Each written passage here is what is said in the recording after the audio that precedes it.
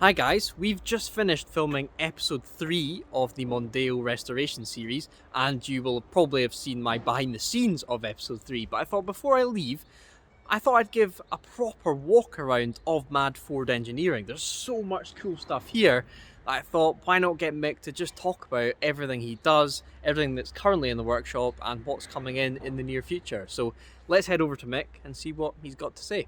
Right Mick, Mad Ford Engineering's been the home of the Drive Tribe Mondeo for the past few months now, but could you just give us a quick walk around of everything seemingly non-Ford in the garage right now? We seem to have an influx of Land Rovers at the moment. I recently bought 7 Land Rovers from a good friend of mine that passed away last year, unfortunately. This is the first of them, a little 73 lightweight that we got running after 12 years of rest. So that's staying with me. This is Bessie. She's a 1963 Series 2A. That is a colour. The colour's not my choice, it was done by the previous owner. I've actually sold this 3 times and bought it back 3 times. I built this in '97. So she's come back to me and she's here to stay now. Cool. So that's a monster. This one here, I think you all know what car this is, so that needs no explanation. The car on the top of the ramp is a Mark IV XR3i Escort. That's in for some engine work. The car below it is a totally nuts 600 horsepower Lancia Delta HF Integrale, all carbon fibre panels, which is in for a wiring loom. My Series 3 that I know a lot of you guys took interest in, I restored this last year and a tree growing through it. It's a complete FFR, fitted for radio, Series 3 military Land Rover. I love it to bits, it's brilliant. Coming down the shop a bit more.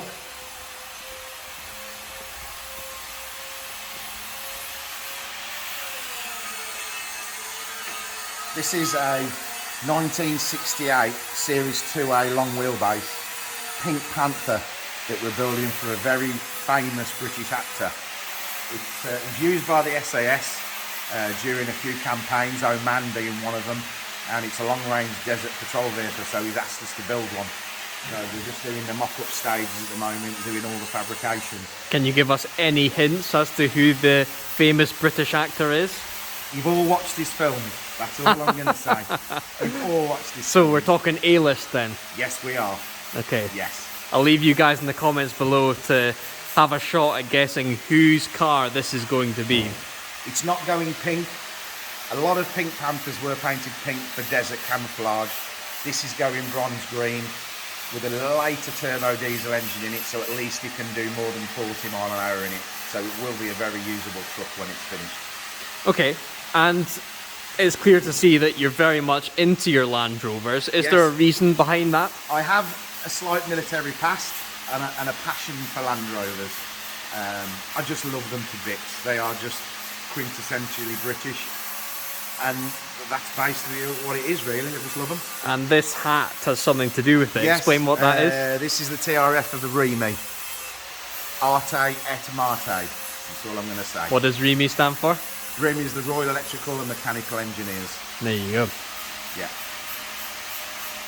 Now we're going to head upstairs to what's one of the coolest places in Mad Ford. Slightly gutting. Right there used to be a Fergie tractor, which I absolutely love, but Mick has recently flogged it off to buy some bloody Land Rovers, so that's a bit disappointing, but wait until you see what he's got upstairs in the mezzanine.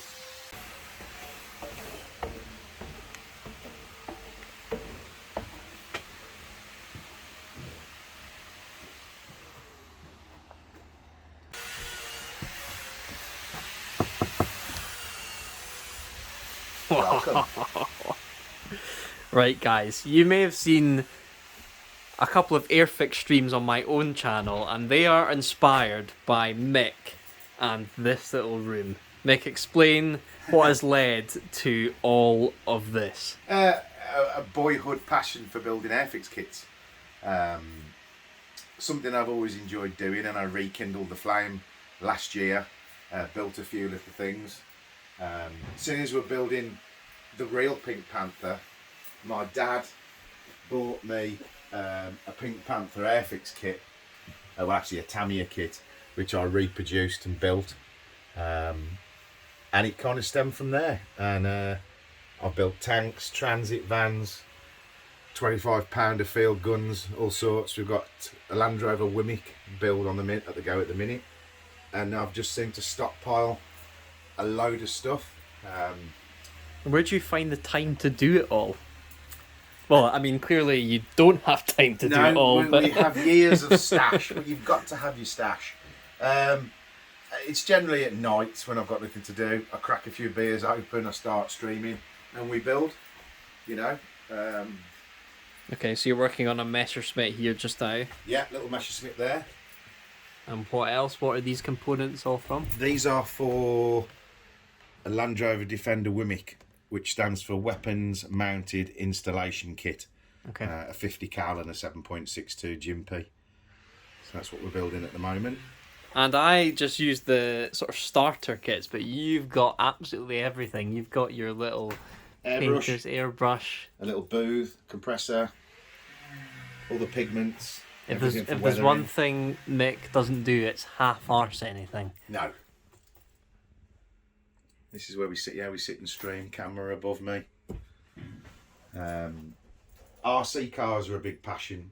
I did have over 40 Tamiya RC cars on there, but somebody came in and bought all of them off me, apart from this one, which was a Tamiya Frog that my dad bought me when I was 13. Wow. Which I kept. I restored it about 10 years ago. Still works? Still works perfectly. Very cool. So, what's the next project then, out of everything boxed up here? Once the Wimmick's done, I'd like to start on the V-bombers.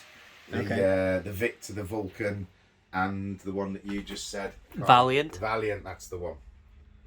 I'd like to start on those. We also have a passion for Hot Wheels as well. Yes, it's hard to miss these. A lot of my viewers on Twitch have sent me these in. And there's bags, as you can see here, there's bags and bags of them that have still got to go up on the wall. Is that because you've requested them, or is it just a trend? It's just people found out that I like Hot Wheels and they just started to send them. Lionel in Florida sent me some Hot Wheels stamps from America. It's just crazy. I can't thank the viewers on Twitch enough. They really do spoil me. Yeah, pretty special. I'll give you a little hint about Hot Wheels as well. If there's anybody out there that likes Hot Wheels and you want to know a little secret about them.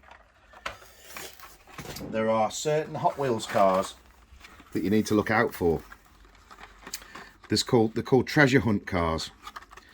You look at this one, there's a little flame on the side of the vehicle. Can you see that? Yep. And on the back of the packet, you can't see it on that one. Let me see if I can find one that you can see the flame on. You can just about see the flame on the bottom of the packet there.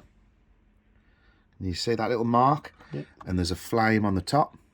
Yep. They're treasure hunt cars. There's only so many of those in the boxes, so you look for those. And then you've got super treasure hunts. That's your standard Hot Wheels. And this one is your super treasure hunt because it's gold. It has a special paint job. Same vehicle, but special paint job and rubber tyres. Those are incredibly hard to find. So we always go, when we go Hot Wheels hunting, we literally empty the dump bin and go through them one by one looking for Hot Wheels treasure hunt cars. And are these things, do they gain value? Yes, they do. Yes, they do. If you can find them, there are collectors out there that will buy them. There are things called error cars as well. So if you come over here and look at this one, there's a 57 Chevy there that was made with the front wheel missing. Okay. That's an error car. And also this one, this is an error car. You should be able to tell me what the error is there, Mike. The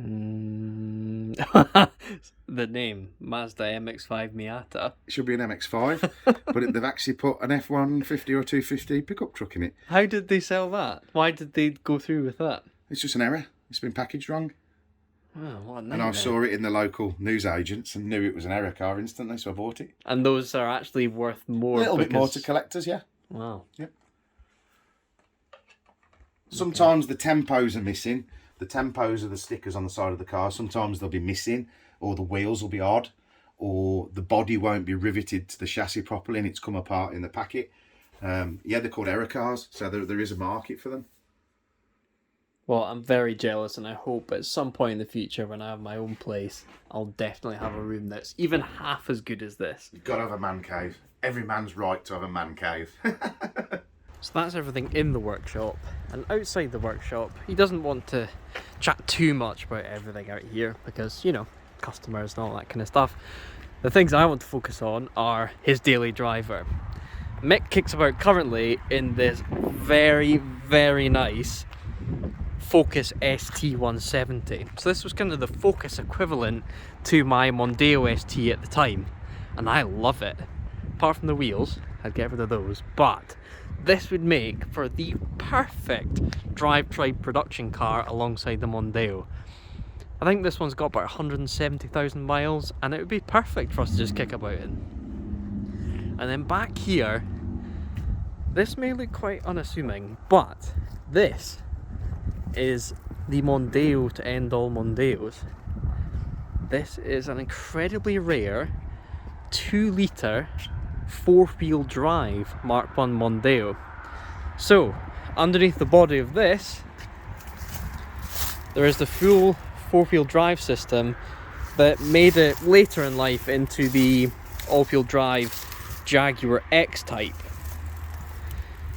So, there could be plans at some point for us to build a Mondeo RS, and we'd probably use a 4-wheel drive system in one of these. He's using this for another project. In fact, I think he's putting it into that van up the back there. And he's got another ST170 here, which I am inquiring about. Stay tuned on that. But yeah, I thought I'd just give you guys a proper look around Mad Ford, since we've been here numerous times with the Drive Tribe channel, and I can reveal that we're going to be here a lot more in the coming months. So, I hope you enjoy it, because you better get used to it. Let's finish up with the Mondeo. So that's it for today. The next time we're filming here, the car will be finished. We'll be filming the final episode 4 of the Mondeo restoration. I thought I'd give you guys a walk around, show you what this place is all about. Mick is one of the coolest guys going, and yeah, we're going to be working a lot more with him in the coming months, and who knows, maybe longer than that. Thanks for watching, and I'll see you again next time.